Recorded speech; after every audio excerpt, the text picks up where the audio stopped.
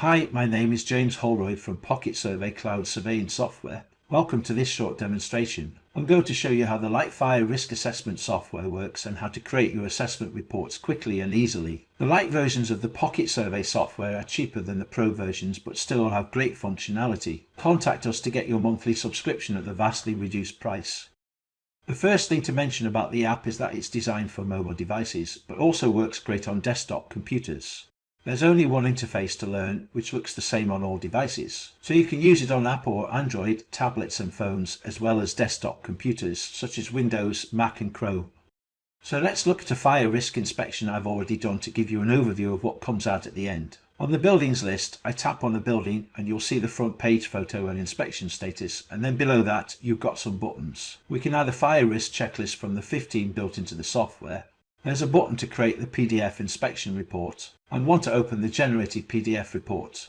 If we scroll down, you'll see which client this report belongs to. That is if you have multiple clients. You can turn off the clients feature in the app setup if you don't want to use it. The inspection details section shows the inspector, inspection date, inspection time, the type of inspection, followed by some free format descriptive notes.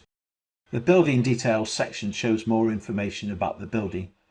The important risk summary is shown next. Let's have a quick look at what the fire risk summary contains. Persons at risk, responsibility, and a risk summary of likelihood, consequences and the overall calculated risk. Most of the data entry items on this form uses menus and tick lists that you can modify in the app setup. We're not making any changes, so we can choose cancel. You would probably complete this section after you've assessed the whole building. Of course, the most essential part of the report is the fire risk checklist section. You will see all the fire risk checklist inspected organised by section. If you tap the view button, you can see the whole list for the building. You can add a fire risk checklist using the add button. We've identified 15 key areas of a fire risk survey and developed concise statements that address multiple compliance points within each area. Towards the end, you've got general building images such as floor plans, schematics and any image you want to add to your report. If you want to make changes to the inspection, select the Edit button. Let's scroll back to the top of the building record. To create your PDF report, choose the Create PDF Report button, and when the report is ready, select the Open PDF Report button. Let's look at a typical report in more detail. The front page is branded with your logo and your address. Then you've got your front photo of the building, plus an optional trade logo. Then you get an automatic table of contents, which is all hyperlinked, so you can jump to the different sections quickly. The report contains quite a lot of detailed information, all created at the click of a button. Some sections are optional, such as the inspection method, and can be turned off in the app setup. The overview section of the report shows inspection details, optional client details, building details. Then there's the executive fire risk overview. The fire risk calculation is shown in detail for your client, with colour-coded risk ratings in an easy-to-follow format. Then for each section of risk assessment, we show detailed information. This information is chosen from the inbuilt knowledge base in the app. It covers description of expected requirements, compliance status as yes, no or not applicable, list of defects, action recommendations. You can have up to 4 photos for each item. Each fire risk checklist section is shown in a similar format. Your clients will love the report format. Let's scroll down. Near the end there are some pages explaining the fire risk guidelines to your client. The quality assurance statement will show the inspector's signature, and if you've chosen to use quality checkers, their details as well. At the end you have your floor plans and any additional building images you've included in your report. If you want to save your PDF report, tap the download button to save it to your storage area. Let's close the PDF report and get back to the app. We can return to the buildings list by tapping the buildings icon at the bottom left. So let's start a new fire risk inspection to see how easy it is. Tap the Add button at the bottom right of the buildings list screen. You'll see a scrollable form with several fields to fill in. Most of these will be user configurable menus to speed up data entry. First, you can choose a client, or if you want to, add a new one. Let's add a new client organisation. Then you can either add a client contact name or pick an existing one. You can store other information about your client, which is helpful if you want to contact your clients on site, and so you have a little client database. Then we can choose the inspector. You can have different classes of inspectors, like more powerful administrators. You can also have a client login where a client can access their reports via a client portal.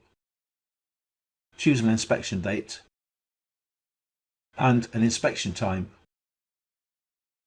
and then you can add some inspection notes if you want to. The inspection status menu helps you track the workflow of your reports. We use a color-coded pipeline approach where you go from schedule through to completed work. Remember, you can add this information on site or do it in the office if you prefer.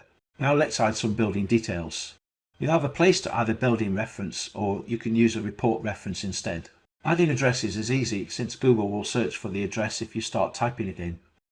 You can import addresses in bulk using the import feature within the app. The building name is used to identify different buildings at the same address. We also have building type and an optional short description of the building. It's a good idea to allocate the report to a town, especially if you work nationwide. Enter other building details as required. Your reports will look much better with photos, and PocketSurvey makes this easy for you. So let's take a building photo. I'm going to choose one that I've already taken, because I'm using a desktop computer, but you would snap this on site directly from your camera.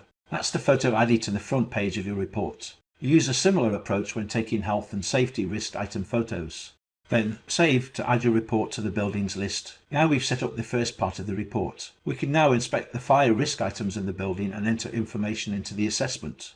So we'll tap into the building record to view it, and you'll see the information we've entered so far. We tap the Add Checklist button to load the scrollable data entry form to assess a fire risk checklist. You should choose the checklist you want to use from the 15 available. Then you will see the compliance statements for this section. We can choose yes, no, or not applicable. If we choose no, you will get a list of defects to choose from. We can choose one or more from the list. The options in the defects list are configurable in the app setup. And you can also choose from a list of actions. Again, these are configurable in the app setup. Optionally, you can choose a timescale and responsibility, and then enter some free format notes if you wish. Let's take a photo. You can take up to 4 photos per risk section. The app will automatically launch the camera on your mobile device. However, I'll pick one from my computer because I'm demonstrating the app on a desktop. You can take more photos in a similar way. So that's one checklist done. Now choose Save. Once you've inspected all the items in your building using the checklists, you can now create your PDF report. You tap into the building record and choose the more prominent Create Report button. You will be prompted to confirm. It takes about 30 or 60 seconds while the software generates the report in the background. You can continue to work on other inspections while you are waiting. The Open Report button will appear when your report is ready. So far we've covered the essential aspects of creating a fire risk assessment report. As you've seen, it's quick and easy to do and produces a fantastic client report. The most revolutionary part of all the PocketSurvey apps is the app setup feature, where you can customize menus and report sections to suit your needs. You will see several configuration areas. Look at personal demonstration to learn more about these features. We can also control the report designed to customize the PDF report to your needs. If you want to export your data to spreadsheet files, you will need to update to the Pro version of the app. Now, remember to get your low-cost monthly subscription at a vastly reduced price. Remember, there's no obligation to carry on your subscription after the first month, and you've got access to free training and support. Thank you very much for watching. If you want to learn more about any of our PocketSurvey apps, please visit our website pocketsurvey.com, where you'll see lots of information about all our building and inspection software. So that's the PocketSurvey Light Fire Risk Assessment software in a nutshell. I hope you enjoyed the training session. Bye for now and see you soon.